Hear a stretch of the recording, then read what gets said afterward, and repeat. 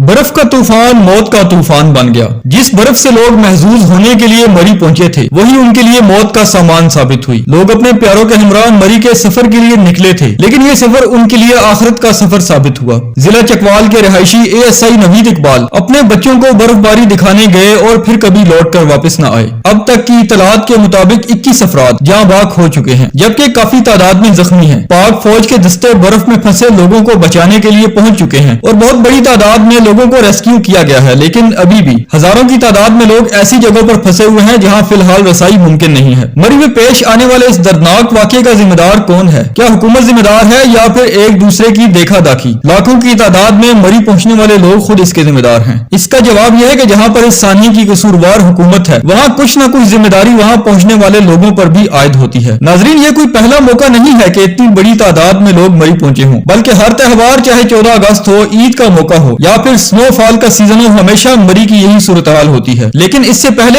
ऐसा वाकया कभी पेश नहीं आया, तो फिर इस बार ऐसी क्या खास वजह हुई जिसके बायस कई कीमती जानों का ज़िया हुआ और बहुत बड़ी तादाद में लोग पूरी रात मौत से लड़ते रहे? इसकी वजह थी बर्फानी तूफान और मरी में होने वाली रिकॉर्ड बर्फबारी, जिसके बारे में महकमा मौसमियात ने कई रोज कबल ही आगाह कर दिया था। लेकिन अफसोस की बात है कि न वहां जाने वाले लोगों ने महकमा मौसमियात के अलर्ट की परवाह की और न ही हमारी हुकूमत ने इस पर कोई नोटिस लिया, बल्कि हुकूमत उल्टा इसको अपने क्रेडिट में फखरिया पेश करने लगी कि हुकूमती पॉलिसियों की वजह से लोग खुशहाल हो गए हैं और सैर सपाटे पर खर्च करने के लिए मरी पहुंच गए हैं। ठीक है, झूठ या सच जो भी है, आप इसका क्रेडिट लें, लेकिन जिन लाखों लोगों के दाखिल होने का क्रेडिट हुकूमत ले रही है, उनकी देखभाल और हिफाजत का बंदोबस्त किसने करना था? आदाद शुमार के मुताबिक मरी में तकरीबन 4000 गाड़ियों की गुंजाइश है। इसके बावजूद लाखों गाड़ियां मरी में दाखिल क्यों हुई? क्या यह हुकूमत की जिम्मेदारी नहीं थी कि मरी को ओवरलोड होने से बचाती, लोगों को रोकती? और अगर ऐसा होता तो आज शायद सूरत-हाल वैसी न होती जैसी अब है। आज पंजाब के वज़ीर आला उस्मान बुज़दार ने इंतहाई फराखदिली का मुजाहिरा करते हुए सरकारी इदारों के दफातर और रेस्ट हाउसेस को अवाम के लिए खोलने का हुक्म दिया। उनसे दरखास्त है कि अपनी सखावत अपने पास रखें, क्योंकि महकमा मौसमियात ने तो पहले ही खबरदार कर दिया था कि 7 और 8 जनवरी के दरमियानी शब को मरी में शदीद बर्फानी तूफान आएगा। तो फिर यह ऐलान सखावत जो कि सानहा पेश आने के बाद किया गया, वो अगर एक दिन पहले कर दिया जाता और तूफान आने से पहले लोगों को इन महफूज मकामात पर पहुंचा दिया जाता, तो शायद आज हालात ये ना होते। दूसरी तरफ घूमने फिरने और सैरो सेहत के शौकीन खवातीन और हजरात से गुजारिश है कि खुदा का वास्ता है, मरी में ऐसा क्या है कि हर इवेंट पर लाखों की तादाद में आप फैमिलियों समेत उस तरफ चल पड़ते हैं और ज्यादातर जलीलो ख्वार होकर वापस लौटते हैं। पाकिस्तान में ऐसे बहुत से मुकामात हैं जिनको देखने के बाद आप मरी को भूल जाएंगे। मसलन अगर आपको पहाड़ों और बर्फबारी देखने का शौक है तो स्वात जाएं, मालम जब्बा जाएं, एबटाबाद, मानसेरा,